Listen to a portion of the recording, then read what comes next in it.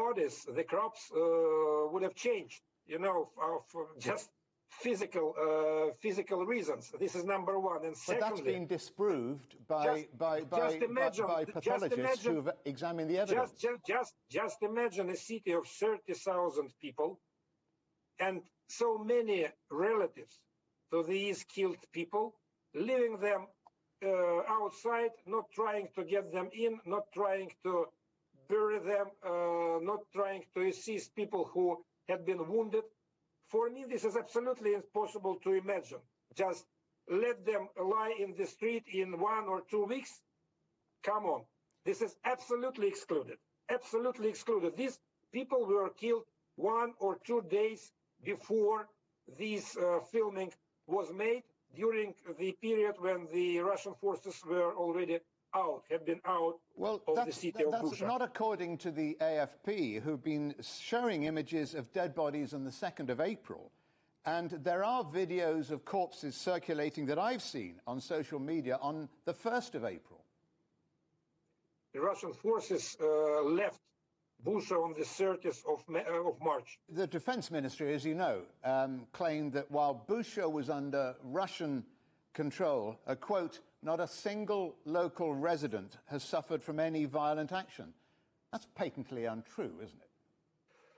Well, I have not read a single piece of information confirming any reaction from local people living in Bucha and telling the world on the 1st of April, the 2nd of April, the 31st of March, anything about this tragedy. It did not exist on the 31st of March, the 1st of April, probably not the 2nd of April, and this is exactly what we keep talking about. This provocation was arranged later on in order to blame the Russians. You're in a very difficult position as a diplomat to see Russia so increasingly isolated from the rest of the world. Do you feel Russia is standing alone? Definitely not. Definitely not. I know perfectly well that the United Nations consists of 193 countries.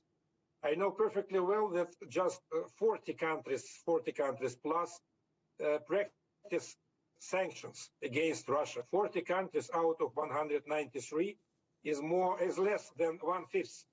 It is not the international community. It's not the majority. And Russia definitely does not feel isolated. The feeling of an isolated Russia may appear only if you look at Russia from Washington or the Brussels, for example.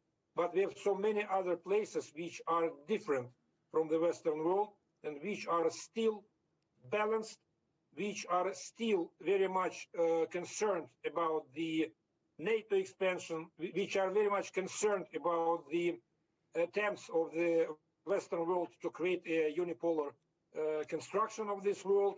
So definitely Russia is not isolated, Russia is definitely not alone, and Russia definitely will not give up because some 40 countries see the future of the world differently.